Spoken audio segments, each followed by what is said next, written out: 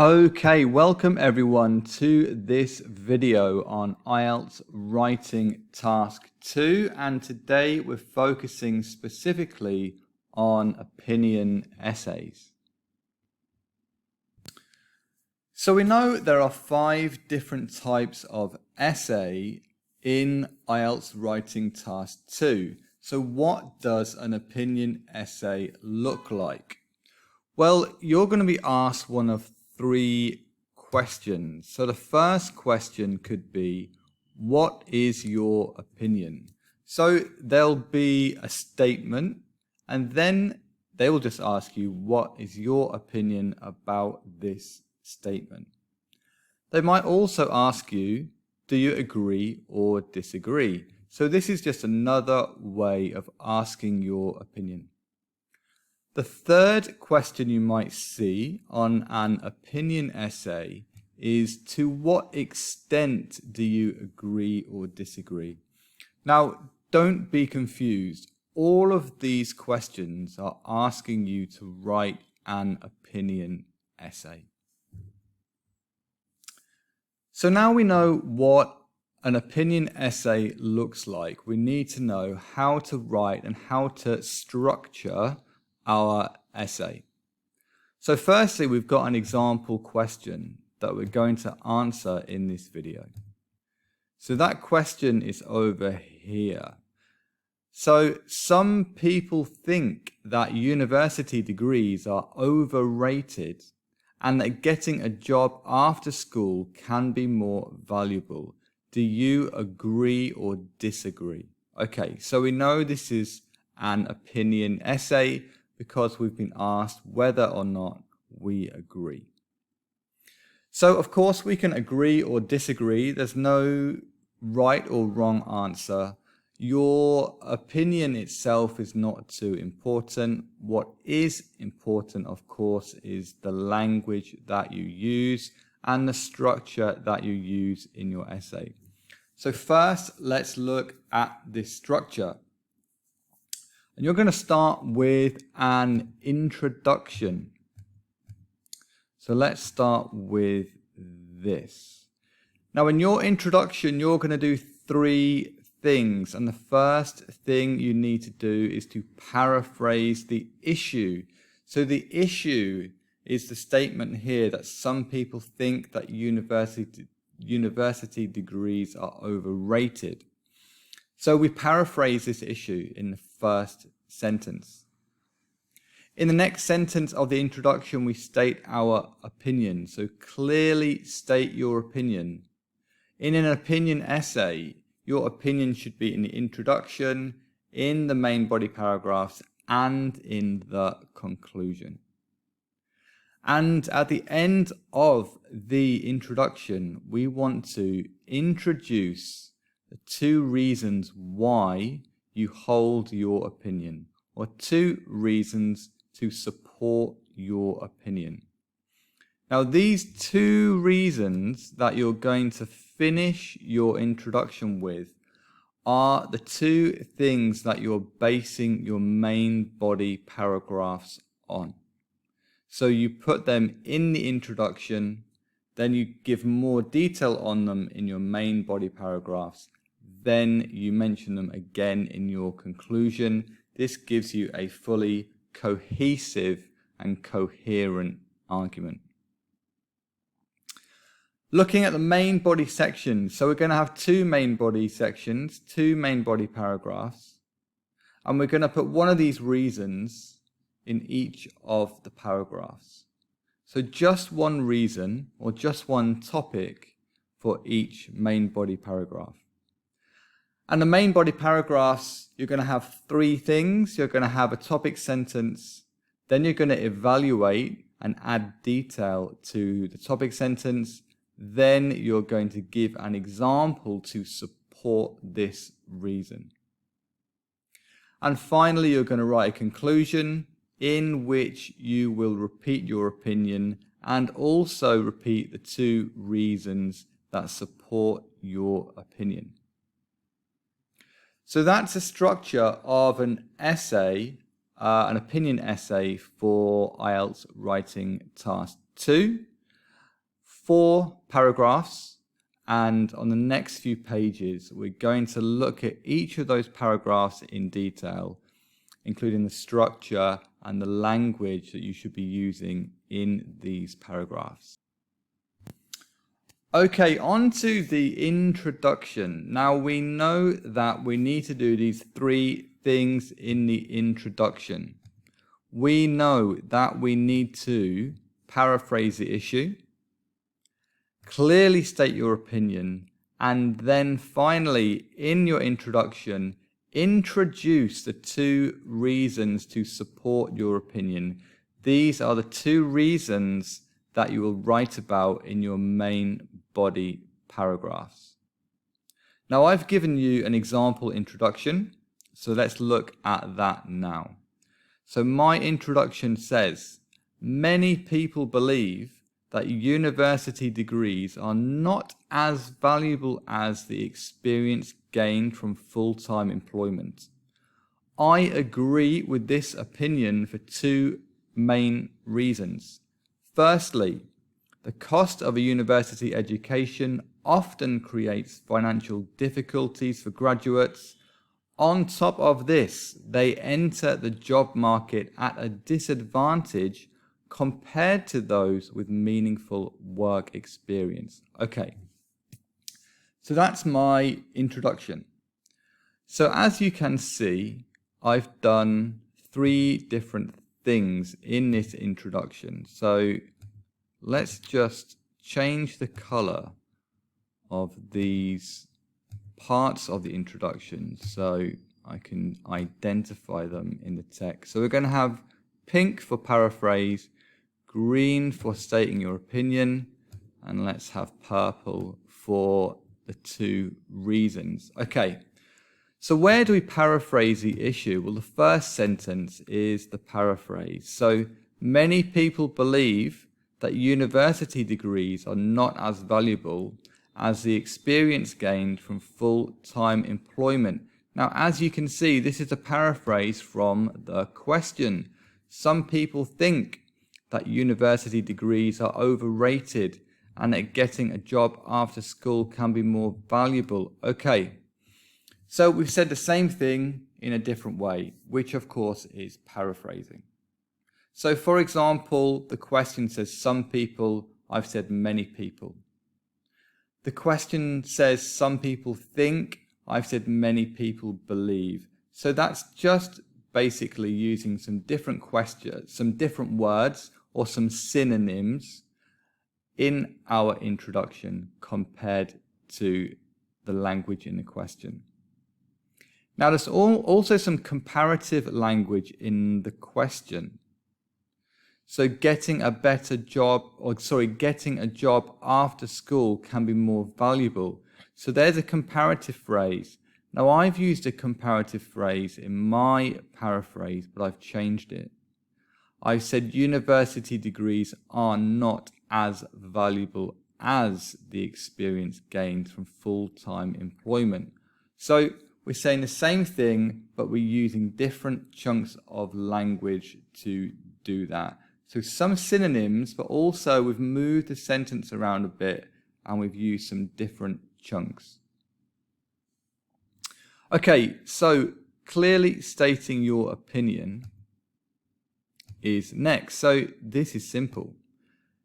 With this essay, it's an opinion and it says, do you agree or disagree? So keep it simple. Say whether you agree or say whether you disagree.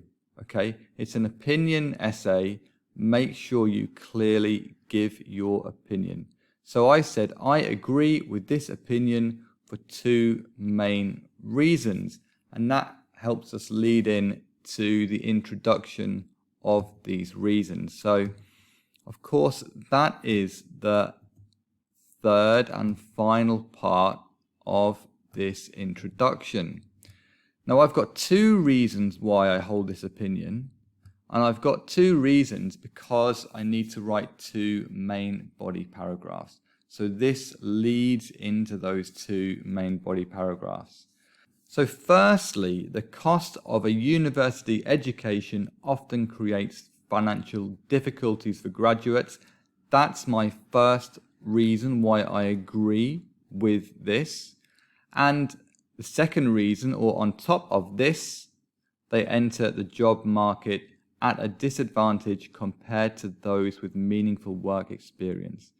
So they are my 3 parts of my introduction: paraphrasing the issue, clearly stating your opinion, and then introducing the 2 reasons to support your opinion.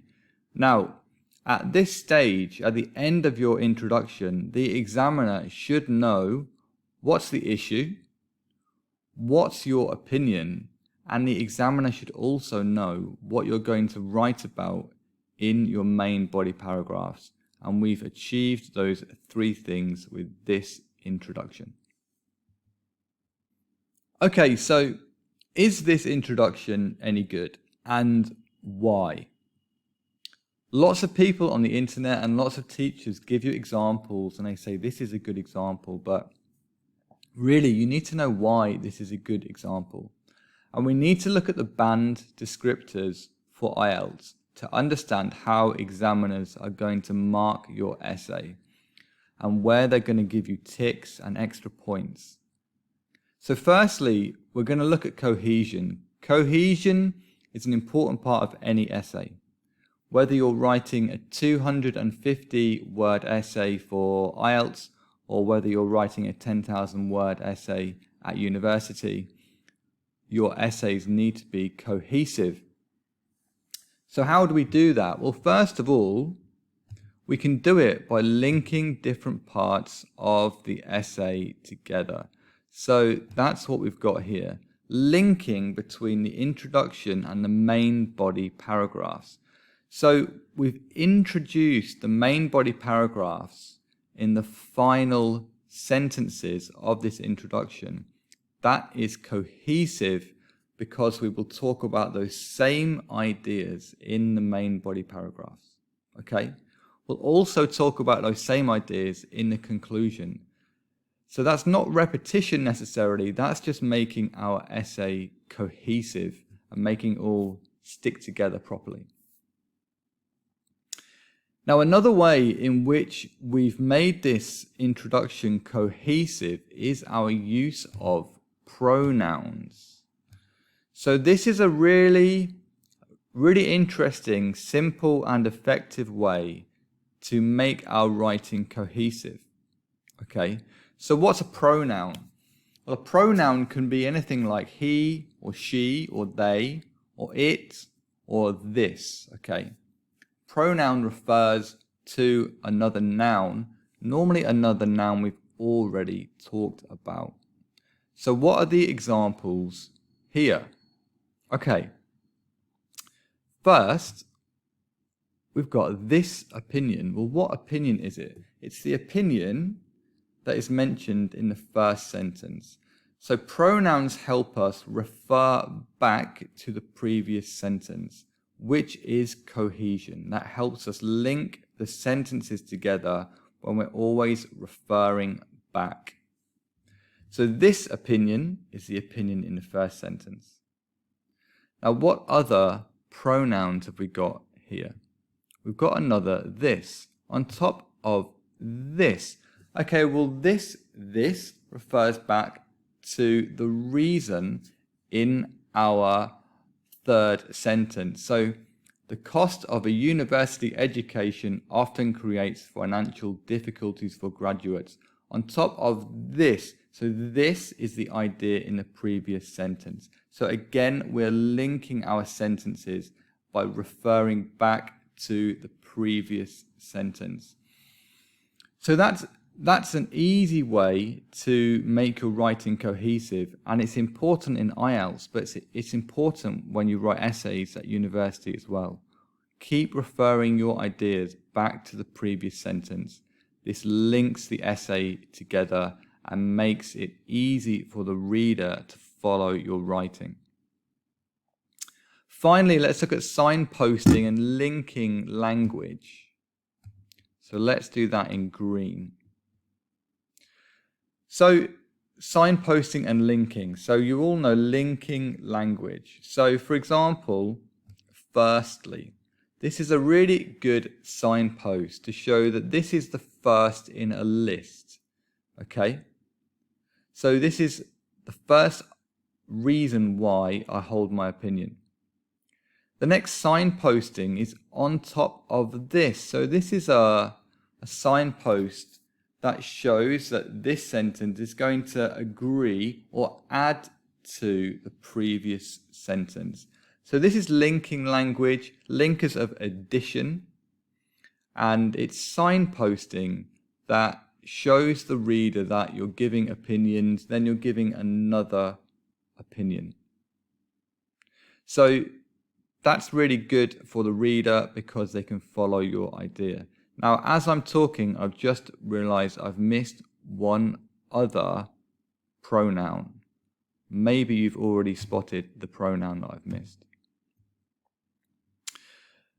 The pronoun I've missed is they. Now, they refers back to the previous sentence. So they is referring to graduates, okay?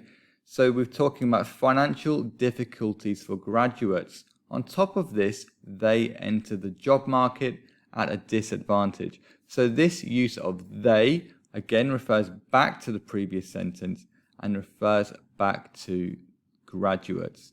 So these pronouns help us avoid repetition of nouns, and they help us tie our sentences together by always referring back to the previous sentence. So there's 3 different ways we can make our essays and our writing cohesive. Linking between paragraphs, use of pronouns to refer backwards, and signposting and linking language. Okay, so let's talk about coherence. So the structure of this makes it coherent. It's easy to follow and it's in a good order. Okay, we introduce the statement, then we say whether we agree or disagree, and then we say why we agree or disagree. So this makes it a coherent introduction. Now we've also got some complex sentences. So let's just remove our colors from here so I can show you the cohesive sentences. Now, of course, in our writing, we need complex sentences. And there's lots of different ways of writing complex sentences. One way of writing a complex sentence is to use comparative structures. And comparative structures are very suitable for this essay because we're talking about people who go to university versus people who go straight into full-time employment. So we're making comparisons and contrasts between these 2 groups of people. So this is a really good opportunity for us to use some complex sentences. Now the first sentence is a complex sentence because we've got this comparative phrase. University degrees are not as valuable as the experience gained from full-time employment. So that's a really nice comparative phrase that not a lot of students use. Students might use more valuable or better.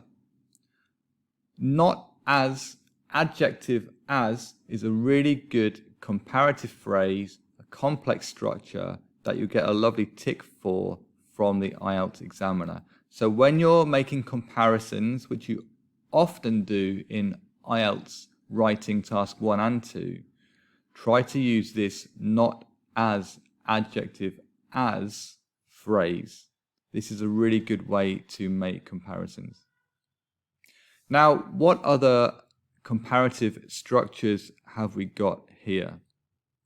Well, we've got compared to. Now again, this isn't quite an easy phrase to use as a comparative structure, but one that students don't often use. So try to put this into your language as well. So they enter the job market at a disadvantage compared to those with meaningful work experience. So we've got 2 really nice comparative structures already in our introduction. Finally, let's look at vocabulary. So we'll get a nice tick for our paraphrasing of the issue. We've got some different vocabulary and structures in our paraphrase compared to the sentence in the question. So we'll get some nice vocabulary marks for that paraphrasing.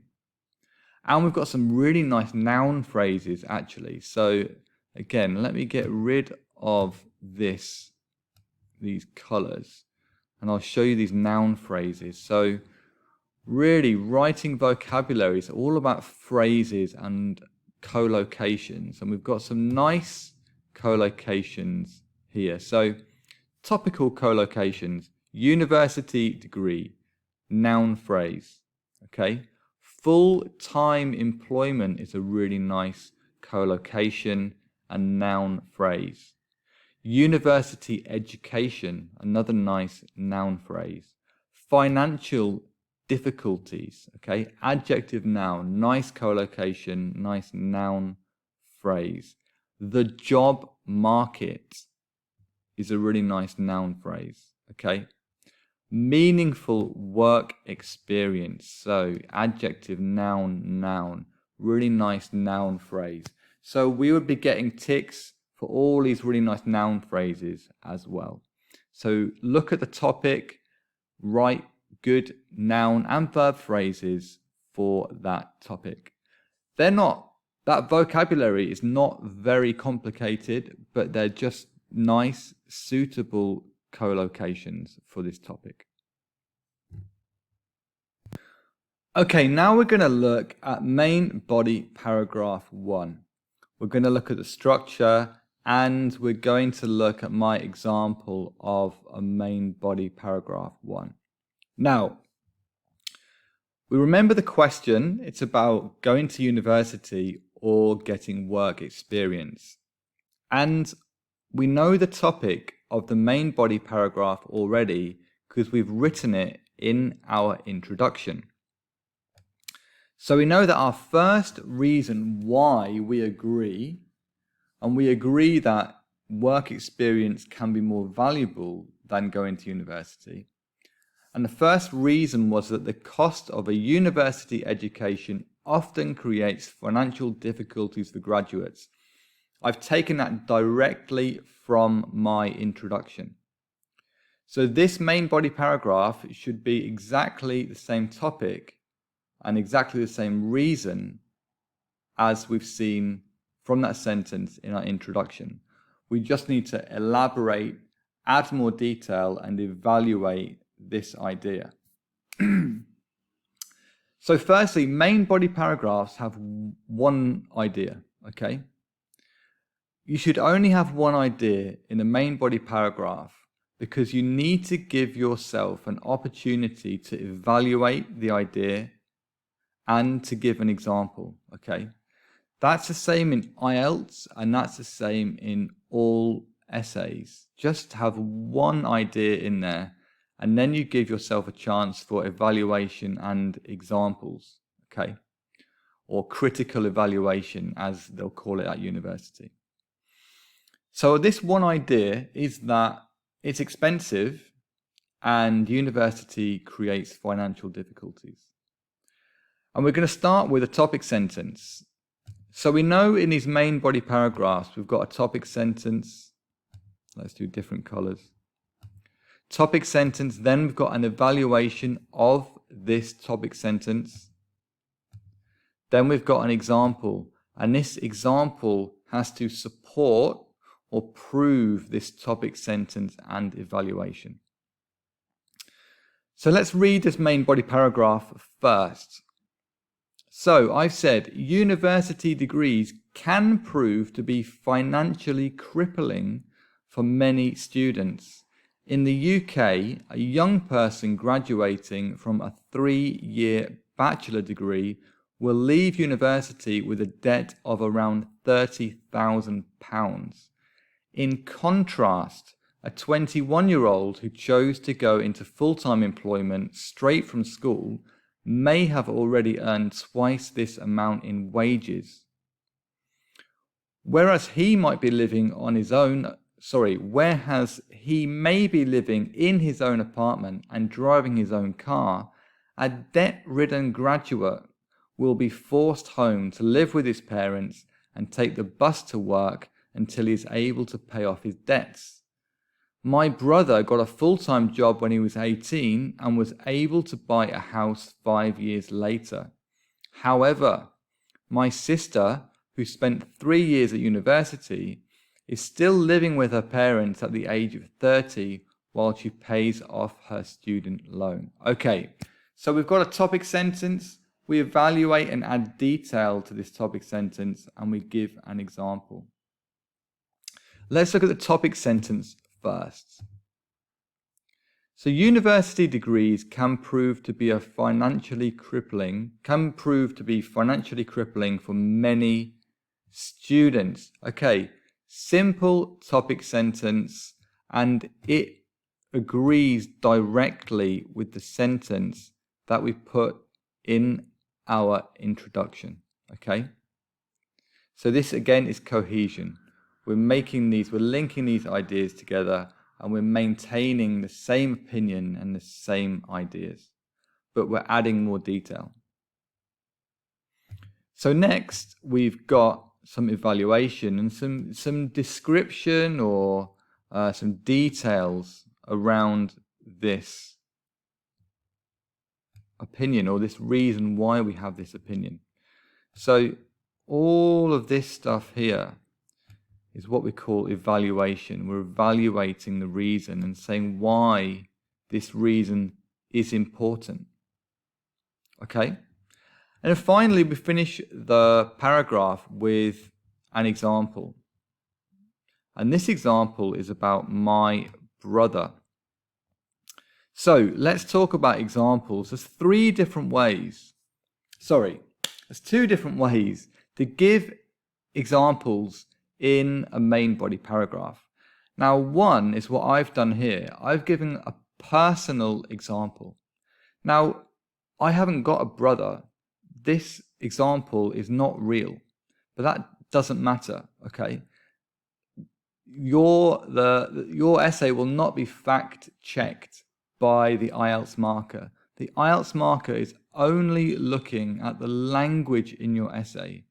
The facts or the opinions in your essays are not very important. We're only looking at the language, okay? So this is a made-up example, but it's a good example in this paragraph because it supports my idea and it supports my reason, okay? So my initial topic sentence is supported directly by the example.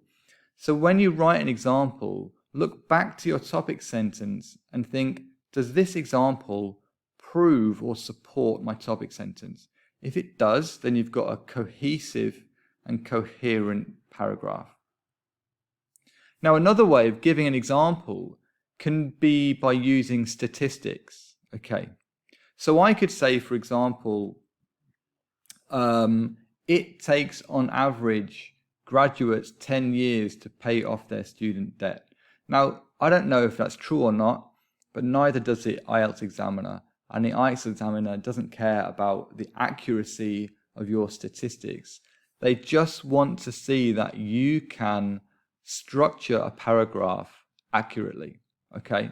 So always give an example to support your topic sentence, but your example does not have to be real. It doesn't have to be based on facts. Just make up some personal experience or make up some statistics. That's absolutely fine. Okay, on the next page, we're going to analyze this main body paragraph and have a look at the nice pieces of language in it. So let's look at the language that the IELTS examiners are going to be looking at in this main body paragraph 1. And we're going to start again with cohesion. So we know from the introduction that the ideas in the introduction are continuing through into the main bodies. So this creates cohesion in our essay. The opinions and the reasons to support our opinions are continuing through. So that's making it nice and cohesive. Now, another way of making something cohesive is about using vocabulary for cohesion and using topic-specific vocabulary. This really helps the reader to follow the topic if we're using topic-specific vocabulary. So, for example, we're talking about university and we're talking about work, okay? So, where is the vocab related to those two things? We've got university degrees, okay? We've got students. We've got graduating. We've got bachelor degree. Again, we've got university, okay? So we've got lots and lots of vocabulary around this topic, and this is a really nice way of making our paragraph cohesive. Then we've got full-time employment, okay? Wages. Again, we've got graduate, and we've got work. Full-time job. Again, university. And then we've got student loan. So vocab is a really good tool for cohesion, and this topic-specific vocabulary is really good way of getting points for vocabulary, but also it really helps with your cohesion as well. And again, this is relevant for all writing, story writing, essay writing, and IELTS writing. So planning some vocab just before you start writing, planning some writing and some nice collocations, planning a vocab and collocations is a really good start to your essay writing planning. Now, let's talk about coherence. So, coherence is structure. So we've got a topic sentence, we've got an evaluation of a topic sentence, and we've got an example. So it's all coherent and it's written in a good order. So we can give a tick for coherence. Let's look next though at our complex sentences, because we've got some good ones here. I'm just going to rub out all this color so we can start again with complex sentences. And we can see from the list here, we've got some contrastive structures, comparative structures. We've got a variety of tenses, and we've also got a relative clause in there as well.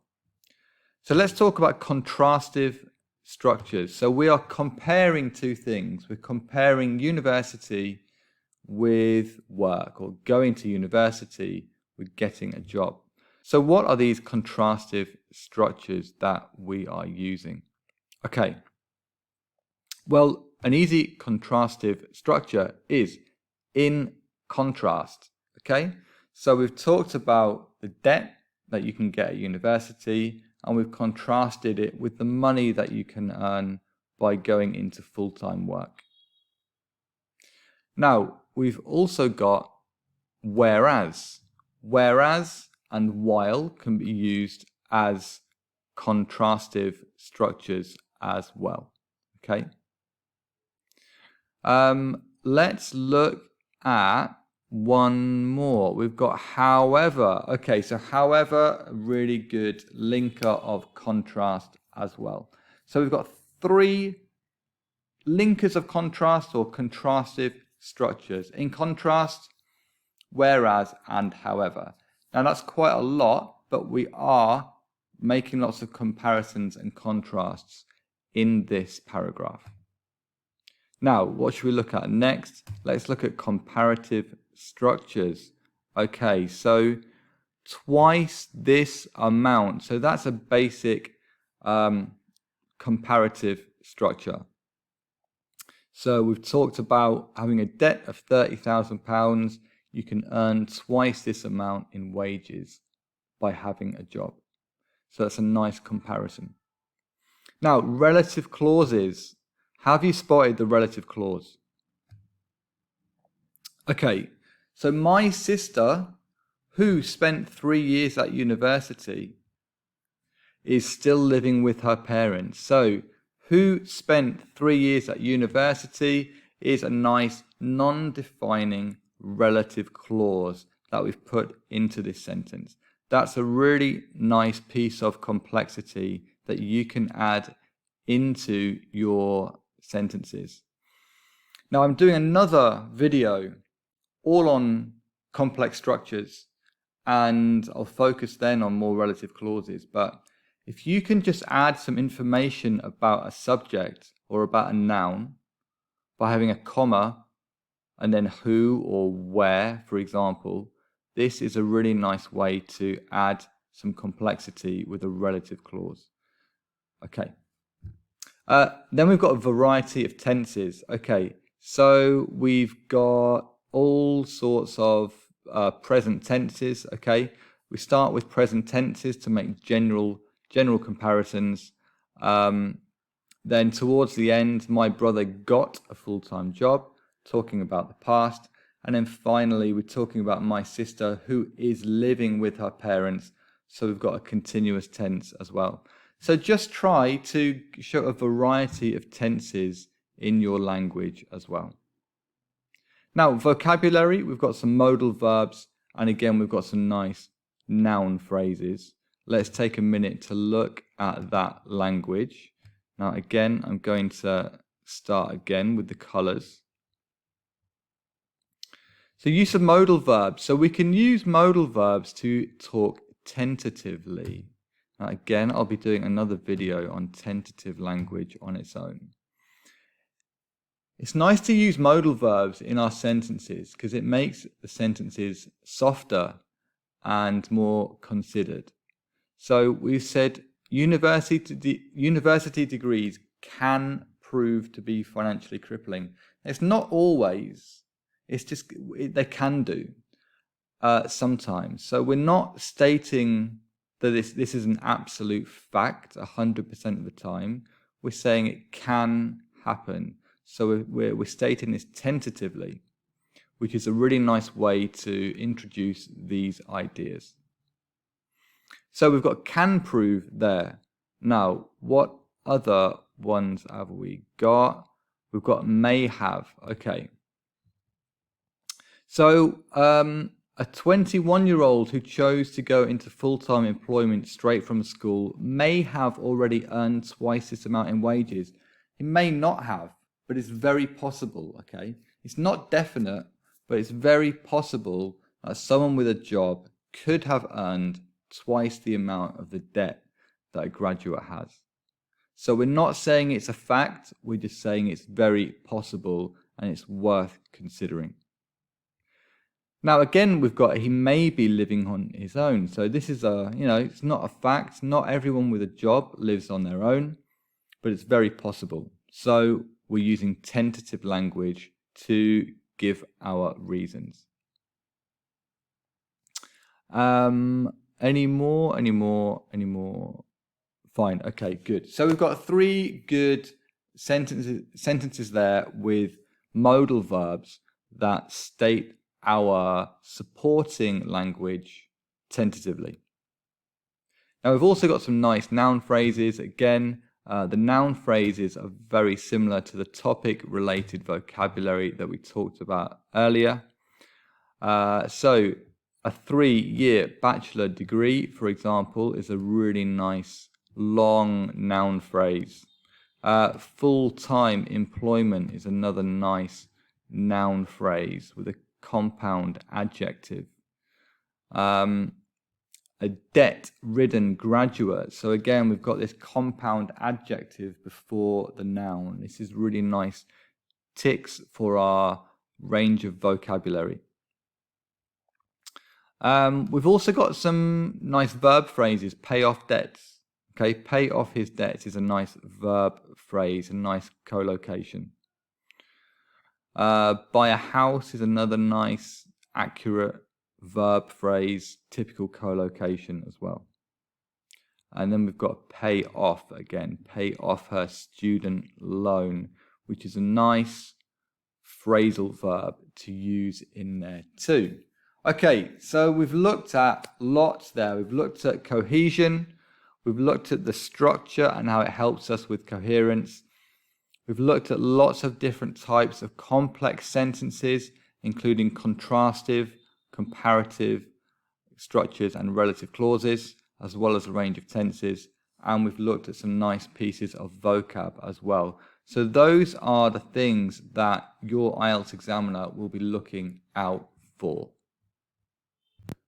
So let's have a look at main body paragraph 2. Now, we know the topic of our main body paragraph 2 already because we've already seen it in our introduction. And here is the sentence from our introduction.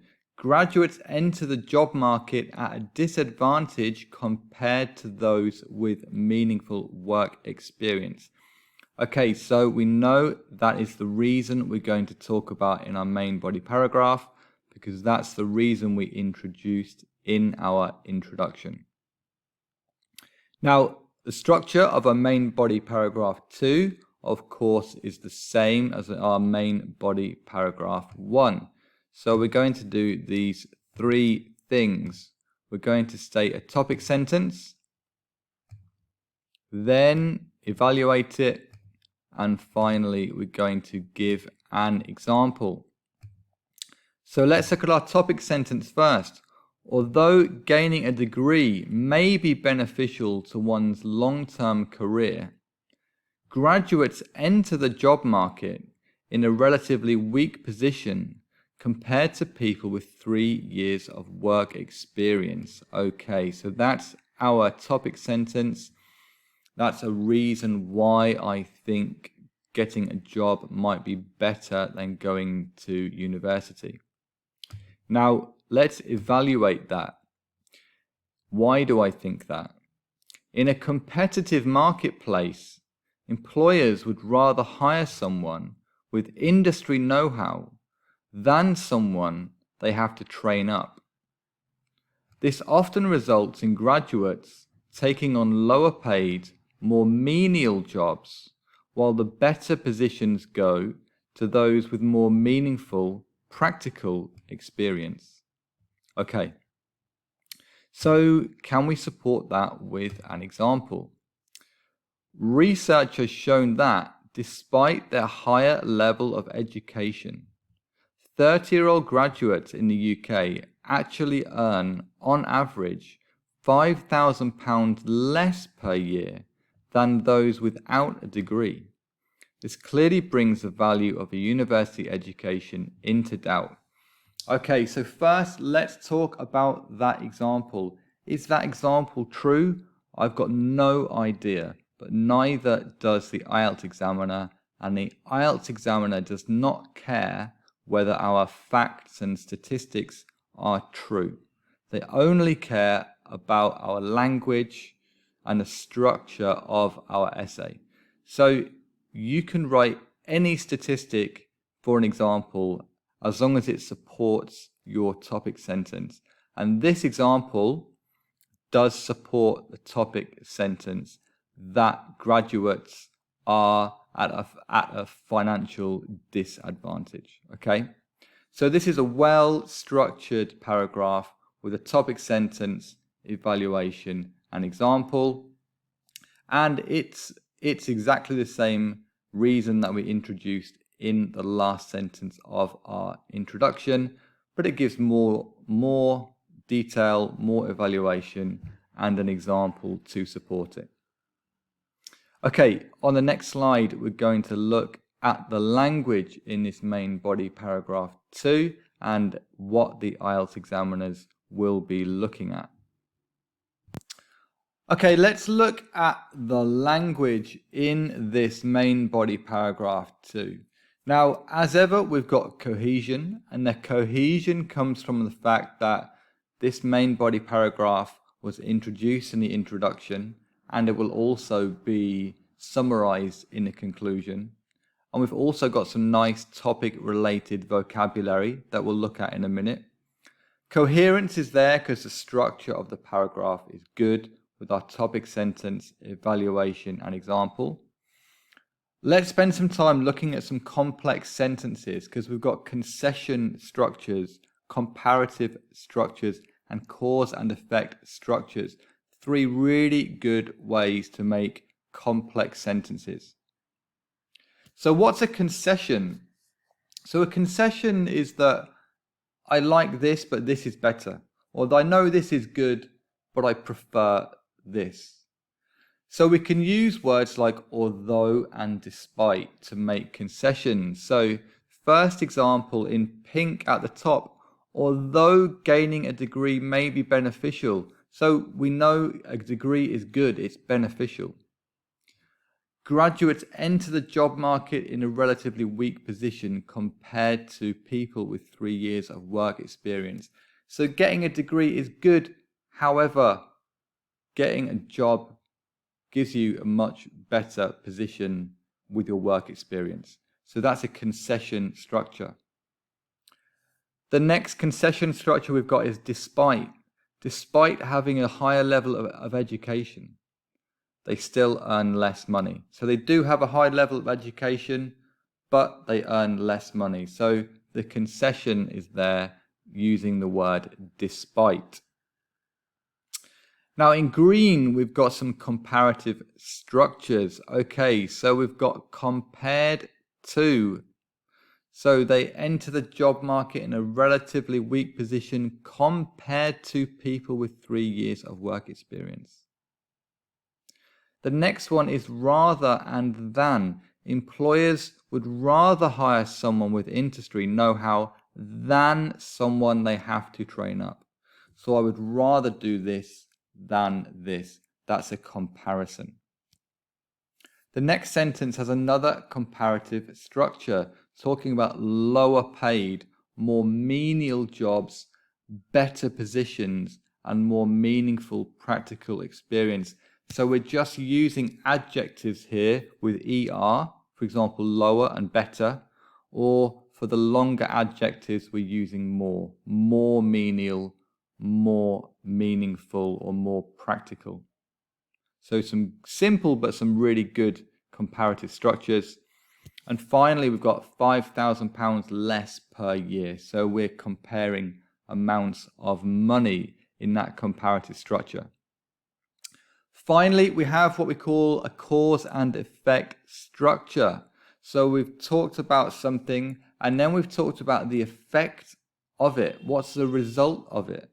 So we can see in purple, we've got the fact here that employers would rather hire someone with industry know-how. So what's the result of this? So, well, the result is it results in graduates taking on lower paid, more menial jobs. So a nice cause and effect structure that links the 2 sentences together. So there's 3 examples of complex structures you can use in your main body paragraphs to give concessions, make comparisons, and to talk about causes and effects. So we can look at the vocabulary quickly as well. Let's just use a different color. Let's use blue. So we've got some nice noun phrases again, and these noun phrases really help with the cohesion as well. They're topic related vocabulary. So we've got long-term career. Again, we've got like what we call a compound adjective that comes before the noun. A relatively weak position. So here we've got adverb, adjective, noun. Nice collocation again. Work experience, competitive workplace.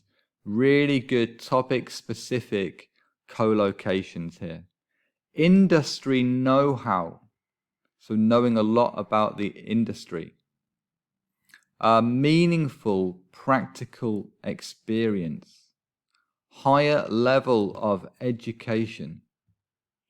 Then we've got university education. So some really nice collocations with nice adjectives, often compound adjectives, or we've got adverb, adjective, noun. So just these 2 or 3 word collocations will give you lots of ticks and lots of thumbs up from your IELTS examiners. Finally, let's look at the conclusion to our essay. Now, in the conclusion, you need to do two things, and it's very similar to our introduction. So we need to repeat our opinion and state the two reasons to support your opinion. So there are no new ideas, no new reasons or opinions in your conclusion. You are summarizing what you've already written. This is adding to your cohesion and the coherence of your essay. Now you can see here that I've just copied and pasted my original introduction. So why have I done that? Well, I've done that because your conclusion really should just be a paraphrase of your introduction. You're doing the same thing. You're repeating your opinion and you're stating the two reasons to support your opinion. So let's see how we've done that. So we're going to repeat our opinion and we're going to say, in conclusion, I agree that university degrees are often not worth the money that they cost. So that is my repeated opinion. Then we've got state two reasons to support the opinion. We know the reasons.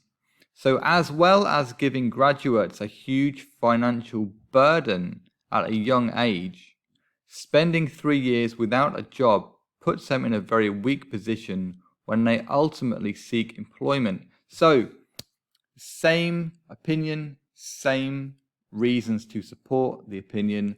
All I've done is taken them from the introduction and I've paraphrased them to conclude my essay. Okay, let's finish by looking at the conclusion and just analyzing the language in this conclusion. So of course we're starting with in conclusion.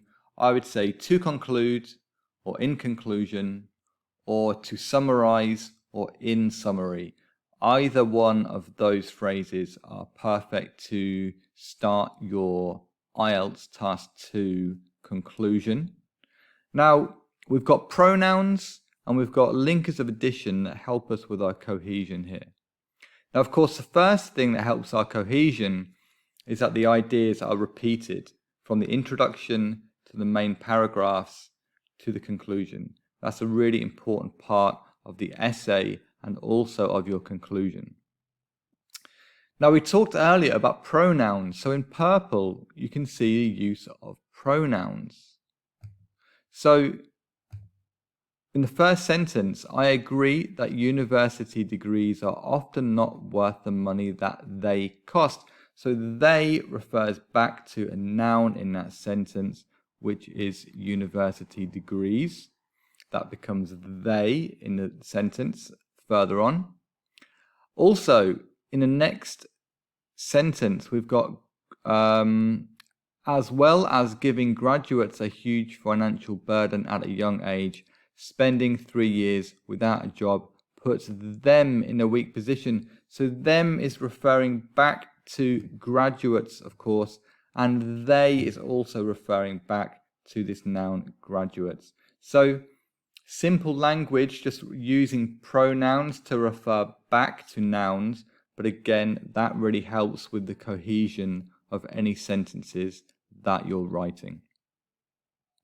Finally, we've got some good vocabulary. Let's just do that in another color quickly. So we've got university degrees, nice collocation. Not worth the money is a nice chunk, a nice phrase. Huge financial burden, so that's a really nice phrase with a couple of adjectives and noun. Seek employment is a nice verb phrase, and collocation. So some nice vocabulary there to finish. Okay, so I hope that was useful for you. We've looked at lots of different things. We've looked in terms of language at lots of complex sentences you can use. We've looked at lots of ways you can make your paragraphs cohesive. And again, we've looked at some good vocabulary, mainly around collocations that you can use. And we've made some coherent well-structured paragraphs. Okay, so that brings the video to a close. I hope that was useful for one or two of you out there. Now, I touched on a few topics in this video that will also be looked at in more detail in other videos. For example, today we've looked at lots of complex sentences. If you have a look in the description to this video, there's another video in which I focus purely on complex sentences such as comparative, contrastive structures, and cause and effect structures, and relative clauses, etc., etc. There'll also be another video on tentative language and how to use modal verbs to make your language more tentative. There's also, if you're interested in the other essay types, there's also upcoming a different video for each essay type in your IELTS Writing Task too, so please watch out for them. See you soon.